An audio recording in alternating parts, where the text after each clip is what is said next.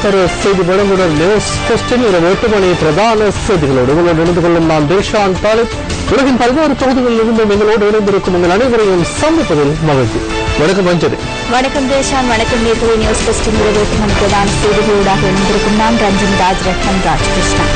மக்கள் சக்தி பல கிராமங்களில் மக்களின் பிரச்சினைகளை ஆராய்ந்து வருகின்றது. அது தொடர்பிலான தகவல்கள் தொடரும் செய்திகளில்.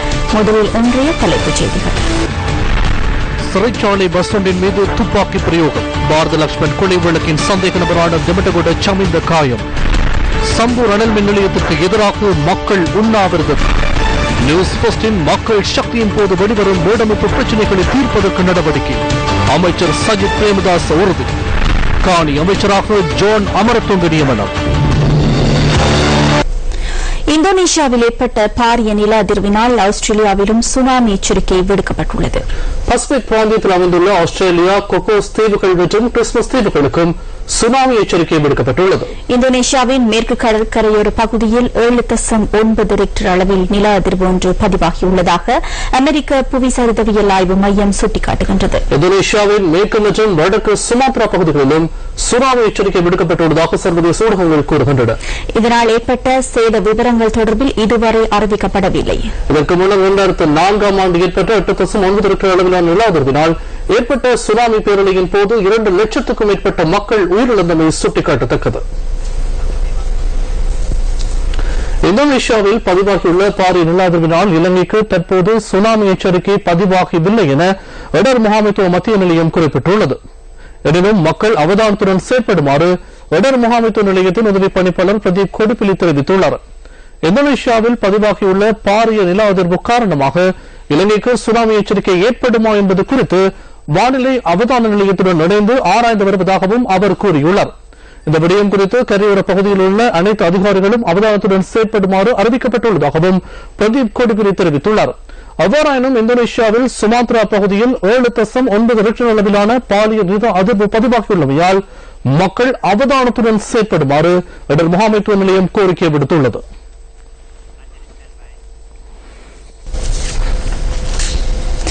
சிறைச்சாலை பஸ் ஒன்றின் மீது இன்று பிற்பகல் திமிட்டகுட பிரதேசத்தில் துப்பாக்கி பிரயோகம் மேற்கொள்ளப்பட்டுள்ளது. இதன்போது அந்த பஸ்ஸில் இருந்த பாரத லட்சுமண் பிரேமச்சந்திர கொலை வழக்கின் சந்தேக நபரான திமிட்டகுட சமிந்த எனப்படும் சமிந்த ஜெயநாத் காயமடைந்துள்ளார். பாரத லட்சுமண் பிரேமச்சந்திர கொலை வழக்கு கொழும்பு மேல் நீதிமன்றத்தில் இடம்பெறுகிறது. வழக்கிற்கு ஆஜர்படுத்தப்பட்ட சந்தேக நபர்களை ஏற்றிச் சென்ற பஸ் இலக்கு வைத்து இன்று பிற்பகல் 3 மணி அளவில் திமிட்டகுட பிரதேசத்தில் வைத்து துப்பாக்கி பிரயோகம் மேற்கொள்ளப்பட்டுள்ளது. மோட்டார் சைக்கிள் ஒன்றிலும் கார் ஒன்றிலும் வந்தவர்கள் இந்த துப்பாக்கி பிரயோகத்தை மேற்கொண்டிருப்பதாக போலீசார் சந்தேகம் வெளியிடுகின்றனர். துப்பாக்கி பிரயோகத்தில் காயமடைந்த திமிட்டகுட சமிந்த கொழும்பு தேசிய வைத்தியசாலையில் அனுமதிக்கப்பட்டுள்ளார். திமிட்டகுட சமிந்த எனப்படும் சமிந்த ஜானாம் பாரத லட்சுமண் கொலை சம்பவத்தின் 3வது சந்தேக நபர் ஆவார். பிணை நிபந்தனை மூறியிருந்த அவர் தற்போது விளக்கமறியலில் வைக்கப்பட்டுள்ளார். போரல்ல வனாத்தமுல பிரதேசத்தில் இடம்பெற்ற கொலை சம்பவம் தொடர்பில் அவருக்கு எதிராக மற்றொரு வழக்கு விசாரணை இடம்பெறுவதுடன் கடந்த பொதுத் தேர்தலின் போது ப்ளூ மெண்டல் பிரதேசத்தில் இடம்பெற்ற துப்பாக்கி பிரயோக சம்பவத்தையும் சிறைச்சாலையில் இருக்கும் போது அவர் திட்டமிட்டுள்ளதாக சந்தேகம் வெளியிடப்பட்டுள்ளது. சம்பூரில் அனல் மின் நிலையம் ஒன்றை அமைக்க வேண்டாம் என வலியுறுத்தி மக்கள் இன்று அடையாள உண்ணாவிரதத்தில் ஈடுபட்டனர். கட்டிப்பறிச்சான் சாலையூர் பிள்ளையார் கோயிலுக்கு முன்பாக இந்த அடையாள உண்ணாவிரத போராட்டம் ஆரம்பிக்கப்பட்டதாக இந்த பிராந்திய செய்தியாளர் தெரிவித்தார். கூனித்தீவு, கட்டிப்பறிச்சான், சேனையூர், சூடக்குடா, கடற்கரை சேனை ஆகிய பகுதிகளைச் சேர்ந்தவர்கள் இந்த போராட்டத்தில் கலந்து கொண்டுள்ளனர். சம்பூர் அனல் மின் நிலையத்தினால் இந்த அன்றாட செயல்பாடுகளுக்கு பாதிப்பு ஏற்படுவதாக மக்கள் தெரிவிக்கின்றனர். பெரிய தலைவரா இருக்கிற சம்பந்தர் ஐயா முன்னுக்கு நின்று எல்லாத்தையும் பார்த்து எங்களுக்கு இந்த உதவிகளை செய்து மக்களை வாழ வைக்கணும்.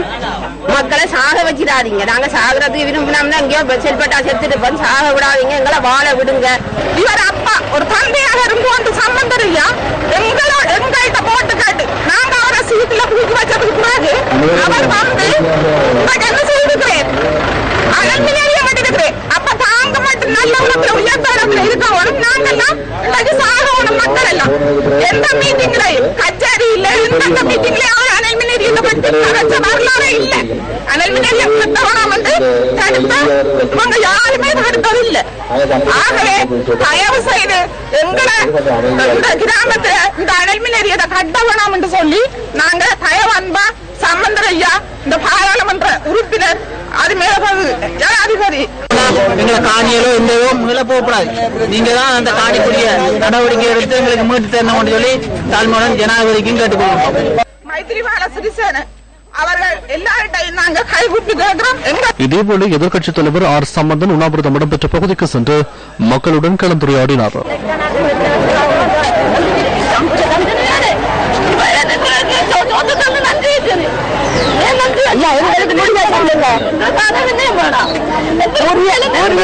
குடியிருக்க சொல்லி சொல்லுங்க தானே, நாங்க வந்துட்டோம். இப்ப 100 மீட்டர் ரோட்டை பிடிச்சிட்டாங்க. ரோட்டை வைத்து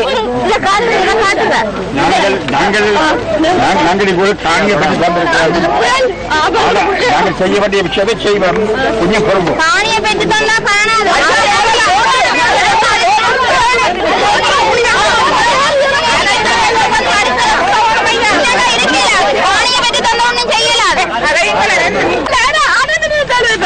போயிட்டு பாருங்க.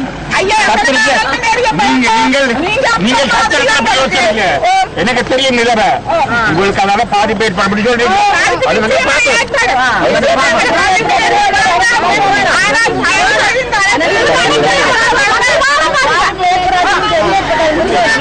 இந்த 5 உங்களுக்கு ஒரு பேச்சு அனுமதி மக்களுக்கு பலவிதமான பாதிப்புகள் ஏற்படுறது அச்சம் உங்களுக்கு இருக்கு. இப்ப நீங்கள் தெரிவிப்பது உங்களை பொறுத்தவரை எங்களை பொறுத்தவரை தேவையான விஷயம். கருத்து வேறுபாடு இல்லை. ஆனால் நாங்கள் பேசுவோம். பொறுப்போம் நாங்கள் பேச வேண்டிய பேசி நாங்கள் உங்கள் சார்பாக கருத்துடைய முன்வைக்கிறார்கள். கருத்து நாங்கள் கேட்டு நாங்கள் உங்களை கைவிடாமல் நீங்கள் காணிகளுக்கே சரி உங்களுடைய வாழ்வாதார முறை அமைய வரும் பாதிப்பு இருக்கக்கூடாது. அது ஏற்றுக்கொண்டது அங்கே பார்த்து செய்ய முயற்சிப்போம். இதேபோல இந்த செயற்பாடு சூழலை பெரிதும் பாதிக்கும் என சூழலியலாளர்கள் தெரிவிக்கின்றனர். கெமிக்கல் வர்க்க வாகுවට පිටත් වෙනවා. ஆக்சைடு, நைட்ரஜன் ஆகிய ரசாயன பொருட்கள் வெளியாகின்றன. இதன் காரணமாக அமிலமழை பெய்யலாம். இதனால் காடுகள் அழிவடைய முடியும். அனுராதபுரம், பொலனறுவை, தாம்புலை, சீகிரியா ஊடாக இந்த மழை பெய்யலாம். எமது உரிமைகள் அழிவடைந்து போகின்றன. மரங்கள் இதனால் அழிவடையும் என்பது அனைவருக்கும் தெரிந்த விடயமே. இதனால் அரச மரங்களுக்கும் பாதிப்பு ஏற்படலாம். அவ்வாறு ஏற்பட்டால் முழு சமூகத்திற்கும் வெட்கமாகும். திருகோணமலை சம்பூர் பகுதியில் அமைக்கப்படும் அனல் மின் நிலையத்தினூடாக 500 மெகாவாட் மின் உற்பத்தி செய்வதற்கு எதிர்பார்க்கப்பட்டுள்ளது. நிலக்கரியை அடிப்படையாக கொண்டு இயங்கும் இந்த மின் உற்பத்தி நிலையத்தினை அமைப்பதற்கு இந்தியாவின் மிகப்பெரிய மின் உற்பத்தி நிறுவனமான தேசிய அனல் மின் நிலைய நிறுவனமும் இலங்கை மின்சார சபையும் உடன்பட்டுள்ளன. 600 மில்லியன் அமெரிக்க டாலர் செலவில் 500 ஏக்கர் நிலப்பரப்பில் இந்த அனல் மின் நிலையம் அமைப்பதற்கு ஒப்பந்தம் செய்யப்பட்டுள்ளது. විශාල පරිසර දූෂණ ප්‍රශ්න තියෙනවා. சூழல் மாசடைதலில் இந்தியா பாரிய பிரச்சனைகளை எதிர்நோக்குகிறது. அதனால் ஆயிரக்கணக்கான மக்கள் உயிரிழக்கின்றார்கள். எனவே அவர்களின் சூழல் மாசுபடாத வகையில் இங்கு மின் உற்பத்தி நிலையத்தை அமைக்கின்றனர். அதனால் எமது நாட்டில் அதிக அளவில் மின்சாரத்தை பெற்றுக்கொள்ள முடியும் என்று கூறுகின்றனர். அவ்வளவு வலுக்கொண்ட மின்சாரம் எமக்கு தேவையில்லை அல்லவா? அதன் பின்னர் மின்சாரத்தை இந்தியாவிற்கு விநியோகிக்க முடியும் என்றும் அதனால் பொருளாதார ரீதியில் வருமானம் பெற முடியும் என்றும் கூறுவர்.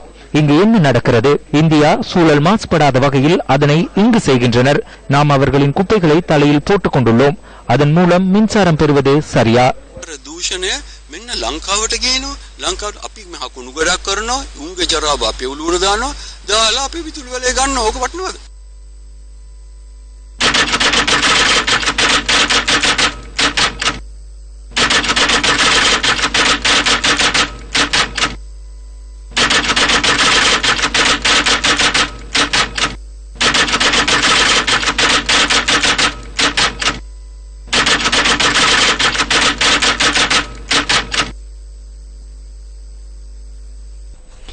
பயங்கரவாத தடை சட்டத்தின் கீழ் கைது செய்யப்பட்டு தடுத்து வைக்கப்பட்டுள்ள அரசியல் கைதிகள் 9வது நாளாகவும் உண்ணாவிரத போராட்டங்களை முன்னெடுத்து வருகின்றனர். தம்மீதான சட்ட நடவடிக்கைகளை விரைவுபடுத்தி தம்மை விடுதலை செய்ய கோரியே கொழும்பு மேகசின் சிறைச்சாலையில் 13 தமிழ் அரசியல் கைதிகள் உண்ணாவிரத போராட்டத்தில் ஈடுபட்டுள்ளனர். பயங்கரவாத தடை சட்டத்தின் கீழ் கைது செய்யப்பட்டு சிறைகளில் தடுத்து வைக்கப்பட்டுள்ள தமிழ் அரசியல் கைதிகள் தொடர்பில் சட்டமா அதிபர் திணைக்களத்திற்கு விடயங்களை எடுத்துரைத்துள்ளதாக சிறைச்சாலைகள் ஆணையாளர் நாயகம் நிஷாந்த் தனசிங்க தெரிவித்திருந்தமை குறிப்பிடத்தக்கது. அத்துடன் அவர்கள் தொடர்பில் சட்டமா அதிபர் திணைக்களம் மேலதிக நடவடிக்கைகளை முன்னெடுக்கும் என அவர் கூறினார். இதேபோல பயங்கரவாத தடை சட்டத்தின் கீழ் கைது செய்து தடுத்து வைக்கப்பட்டுள்ள கைதிகளை விடுதலை செய்யுமாறு வலியுறுத்தி அவர்களின் உறவினர்கள் இன்று யாழ்ப்பாணத்தில் கவனஈர்ப்பு போராட்டத்தில் ஈடுபட்டுள்ளனர். யாழ் பஸ் நிலையத்திற்கு முன்பாக இன்று காலை இந்த கவனஈர்ப்பு போராட்டம் முன்னெடுக்கப்பட்டது. பல வருடங்களாக வழக்கு தாக்கல் செய்யப்படாமல் தடுத்து வைக்கப்பட்டுள்ள கைதிகளை உடன் விடுதலை செய்யுமாறு கைதிகளின் உறவினர்கள் வலியுறுத்தினர். கடந்த 2 தினங்களுக்கு முன்னர் 2 கைதிகளை விடுவித்ததை போன்று ஏனைய கைதிகளையும் விடுதலை செய்ய அரசாங்கம் நடவடிக்கை எடுக்க வேண்டும் என்றும் இதன்போது ஆர்ப்பாட்டக்காரர்கள் தெரிவித்தனர். நாங்கள் மேற்கொண்டிருக்கின்ற இந்த கவன ஈர்ப்பு நிகழ்வானது 2 கைதிகள் விடுதலை மட்டும் சுட்டிக்காட்டுவது அல்ல, எல்லா கைதிகளையும் குறிப்பாக அநியாயமாக தடுத்து வைக்கப்பட்டிருக்கின்ற எல்லா கைதிகளையும் விடுவிக்க வேண்டும் என்ற எங்களுடைய குரலை ஒலிப்பதற்காகத்தான் இந்த கவன ஈர்ப்பு நிகழ்வை நாங்கள் இங்கே வைத்துக் கொண்டிருக்கின்றோம். சிறைகளில் பாடிக்கொண்டிருக்கின்றார்கள். அவர்களுக்கு நிச்சயமாக தீர்வு வழங்க வேண்டும். வழக்குகள் தண்டனை வழங்கப்பட்ட வழக்குகளை மேல் பரிசீலனை செய்யும்படி ஐநா பரிந்துரைக்கப்பட்டிருக்கிறது. ஆனால் இன்று வரை அந்த பரிந்துரைக்குரிய பரிந்துரைக்கப்படுகிறதா என்பது தென்படவில்லை. எனவே இதற்குரிய நியாயமான தீர்வு அவர்களுக்கு வேண்டும். அதே நேரத்தில் அங்கு உள்ளவர்கள் தங்கள் மனைவி பிள்ளைகளுடன் சேர்வதற்காக ஏதாவது ஒரு பொறிமுறை புனர்வாழ்வுக்கு ஊடாக விடுதலையாகிறதுக்கு தயாராக காணி அமைச்சராக ஜான் அமரதுங்க ஜனாதிபதி மைத்ரிபால சிறிசேன முன்னிலையில் இன்று முற்பகல் பதவி பிரமாணம் செய்து கொண்டுள்ளார். ஜனாதிபதி செயலகத்தில் பதவி பிரமாண நிகழ்வுகள் இடம்பெற்றன. சுற்றுலா மற்றும் கிறிஸ்தவ மத அலுவல்கள் அமைச்சுக்கும் மேலதிகமாக ஜான் அமரதுங்க காணி அமைச்சராக பதவி பிரமாணம் செய்து கொண்டுள்ளார். முன்னாள் காணி அமைச்சர் MKDS குணவர்தனவின் மறைவிற்கு பின்னர் அவருடைய அமைச்சு பதவியில் வெற்றிடம் ஏற்பட்டதை அடுத்து புதிய அமைச்சர் நியமிக்கப்பட்டுள்ளார். இதேவேளை ஸ்ரீலங்கா சுதந்திர சேவை சங்கத்தின் பொதுச் செயலாளர் லெஸ்லி தேவேந்திர ஜனாதிபதி தொழில் சங்கத்தின் பணிப்பாளர் நாயகமாக நியமிக்கப்பட்டுள்ளார். அவருக்கான நியமன கடிதத்தை ஜனாதிபதி மைத்ரிபால சிறிசேன கையளித்துள்ளார். பண்டாரவல ஊவா ஹைலண்ட்ஸ் தோட்டத்தில் மக்கள் தமது சம்பளத்தை அதிகரித்து தருமாறு கோரி ஆர்ப்பாட்டத்தில் ஈடுபட்டுள்ளனர். ஹைலண்ட்ஸ் தோட்ட தொழிற்சாலைக்கு முன்பாக இன்று காலை 11 மணியளவில் இந்த ஆர்ப்பாட்டம் ஆரம்பமானதாக எமது செய்தியாளர் தெரிவித்தார். இந்த ஆர்ப்பாட்டத்திற்கு அப்பகுதியில் உள்ள முச்சக்கர வண்டி சாரதிகளும் தமது ஆதரவினை வழங்கியிருந்தனர். எங்களுக்கு நாங்க போன வருடம் 3வது மாதத்துல இருந்து சம்பளம் கூட்டி தரேன் இருக்காங்க. இதுவரையும் யாருமே எங்களுக்கு கொடுக்கறது இல்ல. ஒரு வசதியுமே யாருமே செஞ்சு கொடுக்கறதுல நாங்க ஓட்டு போட்டு சும்மா இருக்கிறது தான் மிச்சமா இருக்கு. இந்த ஸ்டேட்டுகள்லயும் பார்லிமெண்ட்லயும் சொல்றாங்க, டிவில கெசட்ல எல்லாம் சொல்றாங்க. ஆனா எங்களுக்கு சம்பளம் இதுவரையும் கிடைக்கவே இல்ல. நாங்க சரியான கஷ்டப்பட்டுக்கிட்டு தான் இருக்கிறோம். ஆனா எங்க சந்தா பணத்தை நாங்க அவ்வளவு பேரும் நாட்டுல தொழிலாளி அவ்வளவு பேரும் நாங்க நிப்பாட்ட போறோம். எங்க சம்பள உயர்வு உங்கள் யாராலையும் அரசாங்கம் வந்துச்சு, அரசாங்கம் ஆட்சி அமைச்சிங்க, மந்திரி ஜனாதிபதி வந்தாரு, நான் பேசித்தாரேனாரு, பிரதமர் வந்தாரு பேசித்தாரேனாரு. என்னத்தை பார்லிமெண்ட்ல போறோம், நாங்க பேசுறோம். அந்த கூட்டு ஒப்பந்தம் தேவையில்லை. நாங்க இன்னைக்கு கூட்டு ஒப்பந்தமும் இல்லை, எங்களுக்கு அரசாங்கத்தால கொடுக்கவும் இல்லை. ஆனா அரசாங்கத்தால என்ன செய்றீங்க, மத்த உயர்ந்த தொழில் செய்யக்கூடிய உங்களுக்கு நாங்க டக்குன்னு கேட்ட கைக்கு கொடுத்துறீங்க. அதே எங்களோட தொழிலாளிகள் நாங்க போராட்டம் செய்து தான் ஒவ்வொரு சம்பளமும் உயர்வு வாங்க வேண்டியிருக்கு. யுத்தம் இடம்பெற்ற காலத்தில் சமூகத்திற்காக பல்வேறு துயரங்களை அனுபவித்த மக்களின் துயரம் இன்னும் துடைக்கப்படவில்லை. அதற்கு மட்டக்களப்பு குறிஞ்சாமுனியைச் சேர்ந்த தெய்வேந்திரன் சதாலட்சுமியின் வாழ்க்கையும் சிறந்த எடுத்துக்காட்டாகும். முன்னாள் போராளியான மட்டக்களப்பு பிள்ளையாரடி குறிஞ்சாமுனியைச் சேர்ந்த 26 வயதான தெய்வேந்திரன் சதாலட்சுமி இறுதிக்கட்ட யுத்தத்தின் போது கிளிநொச்சி முள்ளிவாய்க்கால் பிரதேசத்தில் சரணடைந்தார். அதன் பின்னர் வவுனியா பூந்தோட்ட புனர்வாழ்வு முகாமில் புனர்வாழ்வு பெற்ற இவர் 2010ஆம் ஆண்டு விடுதலை செய்யப்பட்டார். எனினும் புனர்வாழ்வின் பின்னர் சமூகமயப்படுத்தப்பட்ட இவர் தொடர்பில் அதிகாரிகள் கவனம் செலுத்தாமை கவலைக்குரிய விடயமாகும். முழுமை பெறாத வீட்டு திட்டத்தில் வாழும் இந்த குடும்பத்திற்கு புனர்வாழ்வு பெற்று 6 வருடங்கள் கடந்துள்ள போதிலும் அரசாங்கத்தின் 3000 ரூபாய் கொடுப்பனவும் வழங்கப்படவில்லை. புனர்வாழ்வு பெற்று வர எங்களுக்கு உதவி செய்வன சொன்னாங்க. ஆனா இதுவரைக்கும் ஒரு உதவியும் செய்யல. 3 பிள்ளைகளோட கஷ்டப்படுறேன். புதிய அரசாங்கம் எங்களுக்கு உதவி செய்யணும். சதாலட்சுமிக்கு 3 குழந்தைகள் உள்ள போதிலும் கணவனின் கூலி தொழில் மூலம் கிடைக்கும் சிறிய வருமானம் மூலம் இந்த குடும்பத்தின் நாட்கள் நகர்கின்றன. யுத்தத்தின் போது செல்வீச்சு இவர் தன்னுடைய தாயையும் இழந்துள்ளார். நிரந்தரமாக வருமானத்தை பெறும் வகையில் சுயதொழில் ஒன்றை மேற்கொள்வதற்கு அல்லது நிரந்தர தொழில் ஒன்றை வழங்க வேண்டும் என்பதே முன்னாள் போராளியான சதாலட்சுமியின் கோரிக்கையாகும். பாராளுமன்ற உறுப்பினர் நடராஜா ரவிராஜின் கொலை தொடர்பான வழக்கு விசாரணையில் விமான சேவை உத்தியோகத்தர் என்று சாட்சியம் அளித்துள்ளார். எஞ்சலோ ரோய் என்ற விமான சேவை ஊழியரே கொழும்பு மேலதிக நீதிவான் திரின கமகே முன்னிலையில் அன்று சாட்சியம் வழங்கியுள்ளார். கடந்த 2006 ஆண்டு 11 மாதம் 10ஆம் தேதி கட்டுநாயக்க விமான நிலையத்திலிருந்து கடமைகளை நிறைவு செய்ததன் பின்னர் தெஹிவலையில் உள்ள தனது வீட்டுக்கு சென்றபோது நாரகின் பிற பகுதியில் சென்ற மெரூன் நிற ஜிப் மீது அந்த பகுதியில் மோட்டார் சைக்கிளில் வந்த அடையாளம் தெரியாத ஒருவரால் துப்பாக்கி பிரயோகம் மேற்கொள்ளப்பட்டதாக நீதிவான் முன்னிலையில் சாட்சியம் அளித்துள்ளார். ஏற்கனவே குறித்த சாட்சியாளரிடம் குற்றப்புலனாய்வு பிரிவினர் வாக்குமூலம் பதிவு செய்துள்ளமை குறிப்பிடத்தக்கது. சாட்சியாளரின் சாட்சி பதிவின் பின்னர் முன்னாள் பாராளுமன்ற உறுப்பினர் ரவிராஜின் வழக்கு விசாரணை எதிர்வரும் மார்ச் 16ஆம் தேதி வரை மீண்டும் நீதிவான் திலன கமகேவினால் ஒத்திவைக்கப்பட்டுள்ளது. கொலை சம்பவத்துடன் தொடர்புடைய 7 சந்தேக நபர்களில் விளக்கமறியலில் வைக்கப்பட்டிருந்த கடற்படை வீரர்கள் 3 விளக்கமறியல் தொடர்ந்தும் அடுத்த வழக்கு விசாரணை வரை நீடிக்கப்பட்டுள்ளது. மேலும் இந்த சம்பவத்துடன் தொடர்புடையதாக கூறப்படும் 4 சந்தேக நபர்களுக்கு ஏற்கனவே பிணை வழங்கப்பட்டிருந்தமை குறிப்பிடத்தக்கது. கொழும்பு மேலதிக நீதிவான் நீதிமன்றத்தில் இன்று இடம்பெற்ற வழக்கு விசாரணையின் போது 7 சந்தேக நபர்களும் ஆஜர்படுத்தப்பட்டிருந்தனர். யாழ் மாவட்டத்தின் 2 பாடசாலைகளை அபிவிருத்தி செய்ய ஜப்பான் 26 மில்லியன் ரூபாய் நிதியுதவி வழங்க தீர்மானித்துள்ளது. அதற்கான ஒப்பந்தம் இன்று வடமாகாண ஆளுநர் இல்லத்தில் கைச்சாத்திடப்பட்டது. யாழ்ப்பாணத்திற்கு இன்று விஜயம் மேற்கொண்டிருந்த ஜப்பான் தூதுவர் கெனிச்சி சுகனிமா வடமாகாண ஆளுநர் ரெஜினோல் குரேயை அவரது அலுவலகத்தில் சந்தித்து கலந்துரையாடினார்.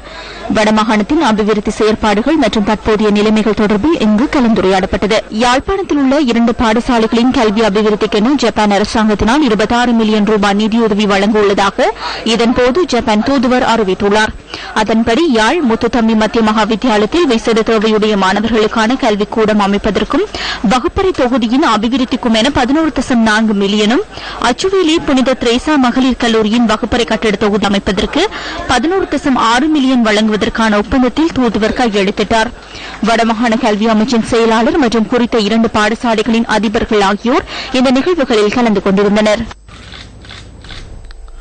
வீடமைப்பு மற்றும் நிர்மாணத்துறை அமைச்சர் சஜித் பிரேமதாஸ் இடம்பெற்ற ஊடகவியலாளர் சந்திப்பின் போது மக்கள் சக்தி இல்லங்கள் தோறும் நிகழ்ச்சி திட்டம் தொடர்பில் கருத்து தெரிவித்துள்ளார்.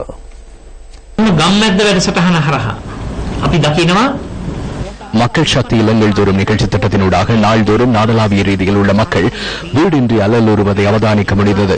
மக்கள் சக்தி இல்லங்கள் தோறும் திட்டத்தினூடாக முன்வைக்கப்படும் வீட்டு பிரச்சினை தொடர்பில் தீர்வுகளை பெற்றுக் கொடுப்பதற்கு எதிர்பார்க்கிறேன். மக்கள் சக்தி திட்டத்தினூடாக அவதானம் செலுத்தப்படுகின்ற பகுதிகளில் வீட்டு பிரச்சினைகளை எதிர்நோக்கியுள்ளவர்களுக்கு வீட்டு கடன் வழங்கி வீடுகளை கட்டிக் கொடுத்து குறித்த பகுதிகளை கட்டி எழுப்புவதற்கு எதிர்பார்க்கிறேன்.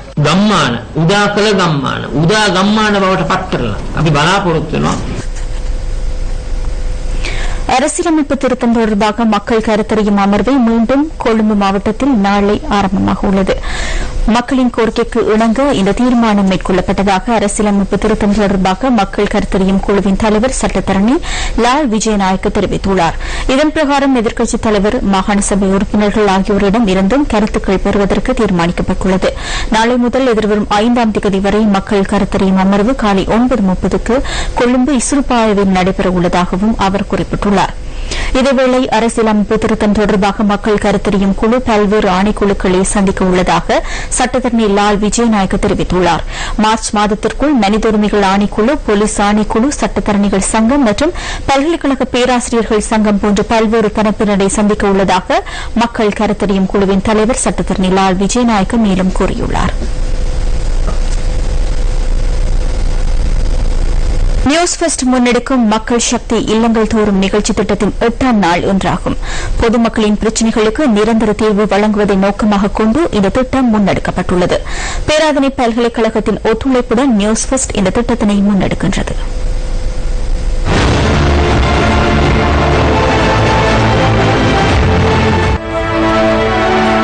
சபரகமுவ மாகாணத்துக்கு சென்ற மற்றொரு குழுவினர் உடவர்வ பகுதியில் மக்களை சந்தித்தனர். இதன்போது குறித்த பகுதியில் காணப்படும் மக்களின் பிரச்சினைகள் தொடர்பில் நமது குழுவினர் ஆராய்ந்தனர். அரசியல்வாதிகள் பிரதேசங்களுக்கு வந்து பிரச்சனைகள் தொடர்பில் ஆராய்கின்றனர். எனினும் தேர்தல் நிறைவடைந்ததன் பின்னர் இந்த பிரச்சனைகள் தொடர்பில் அவதானிக்காத நிலைமையே கடந்த காலங்களில் காணப்பட்டது. பின்னர் மற்றொரு குழுவினர் இந்த பகுதிக்கு வரும்போது மக்களுக்கு சந்தேகம் ஏற்படுகின்றது, இவர்களும் அவ்வாறு நடந்து கொள்வார்கள் என. இதன் காரணமாகவே ஊடக நிறுவனம் என்ற வகையில் மக்களின் பிரச்சனைகளை தொடர்பில் கேட்டறிவதற்கு அவர்களுடைய பகுதிக்கே நாங்கள் வருகின்றோம். இதேபோல மக்கள் சக்தியின் மற்றொரு குழுவினர் மகர, பாகடுவ, குருமடியாய் ஆகிய பகுதிகளுக்கு சென்று மக்களின் பிரச்சனைகள் தொடர்பில் ஆராய்ந்தனர். நமது மற்ற பிரிவினர் இன்று பல மகாவலி கிராமங்களுக்கு சென்றிருந்தனர். T5 வினோதர் ஆகிய பகுதி விவசாயிகள் உரம் மற்றும் நீரை பெற்றுக் கொள்வதில் அதிக பிரச்சனைகளை எதிர்கொள்வதை காண முடிந்தது. இந்த கிராமத்தில் 10 குடும்பங்கள் இரவு வேளையில் குப்பை விளக்குகளையே பயன்படுத்துவதை எனக்கு காணக்கூடியதாக இருந்தது. நகராட்சி நகரிலிருந்து 25 கிலோமீட்டர் தொலைவில் இருக்கின்ற கிரிகால் பகுதியை நாம் அடைந்திருக்கின்றோம். இங்கே இது ஒரு இயற்கை எழில்மிக்க ஒரு பிரதேசமாக இருக்கின்றது. இந்த கிராமத்தில் குறிப்பாக இந்த கிராமத்தில் இருக்கின்ற ஒரு பாலர் பாடசாலையை நாம் இப்பொழுது இருக்கின்றோம். இந்த பாலர் பாடசாலையிலே இந்த பிரதேசத்தை சுற்றியுள்ள 24 பிள்ளைகள் நமது பாலர் பள்ளியாக கற்றுக் கொண்டிருக்கிறார்கள். அதுவும் இந்த பிள்ளைகளை இந்த பாலர் பாடசாலைக்கு அழைத்து வருவதற்கு இந்த பிள்ளைகளின் பெற்றோர் குறிப்பிட்ட தூரம் நடந்தே வர வேண்டியிருக்கின்றது. இவர்களுக்கான இந்த பாதையில் பஸ் போக்குவரத்து காணப்படவில்லை என்பதும் ஒரு குறைபாடு. ஆகவே இந்த பிரதேசத்தில் இருக்கின்ற அநேகமான பாதைகள் மண் பாதைகளாகவே நமக்கு காட்சி அளிக்கின்றன. நலன் மீது அக்கறை கொண்ட பெற்றோர் அவர்களை அழைத்து வந்து பாடசாலை உடல் வரை இங்கு காத்திருந்து அழைத்து செல்லக்கூடியது என்னால் அவதானிக்கக்கூடியதாக இருந்தது. இந்த பிரதேசத்தில் இருக்கின்ற ஏனைய குறைபாடுகளோடு பிள்ளைகளின் கல்வி செயற்பாடுகளுக்கான வசதிகளையும் செய்து தர வேண்டும் என்று பெற்றோர் கோரிக்கை விடுக்கின்றனர்.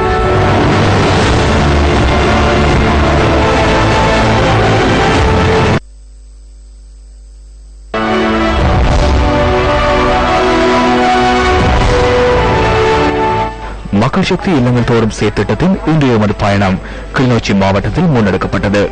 கிளிநொச்சி நகரிலிருந்து சுமார் 5 கிலோமீட்டர் தூரத்தில் பன்னங்கண்டி கிராமத்தில் 1990 ஆண்டு முதல் சுமார் 250 குடும்பங்கள் குடியேறி வாழ்ந்து வருகின்றனர்.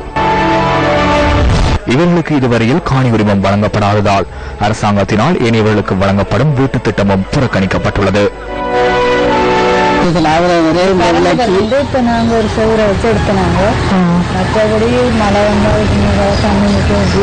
அதே போன்று குடிநீர் உள்ளிட்ட அடிப்படை பிரச்சனைகளையும் பன்னங்கண்டி கிராம மக்கள் பல வருடங்களாக எதிர்கொண்டு வருகின்றனர்.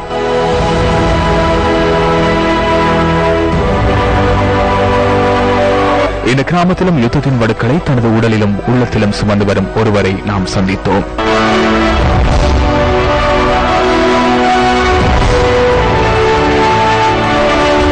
முருகையா ராஜேஸ்வரி இறுதிக்கட்ட யுத்தத்தின் போது இந்த நிலைமைக்கு தள்ளப்பட்டுள்ளார்.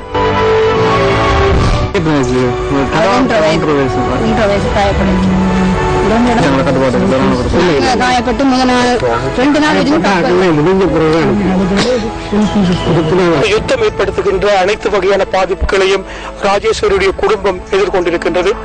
2009 ஆண்டு தேவிபுரம் பகுதியில் இடம்பெற்ற ஷெல் தாக்குதலிலே அவர் தனது காலை இழந்திருக்கின்றார். அதே தாக்குதலில் 1.5 வயதான அவரது மகள் காயப்பட்டு உடலிலே பல இடங்களிலே ஷெல் துண்டுகளுடன் வாழ்ந்து வருகின்றார். துன்பையில் சம்பவம் மற்றும் ஒன்றும் இங்கே நிகழ்ந்திருக்கின்றது.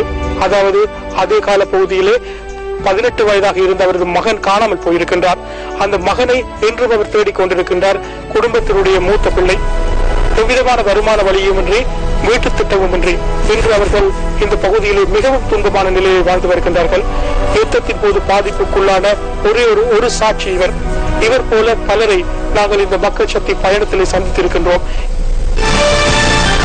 நீதிமன்ற நீதிமன்றத்தில் ஆஜராகிய உவா மாகாண அமைச்சர் செந்தில் தொண்டமான் உள்ளிட்ட 5 சந்தேக நபர்கள் நிபந்தனைகளுடன் விடுதலை செய்யப்பட்டுள்ளனர்.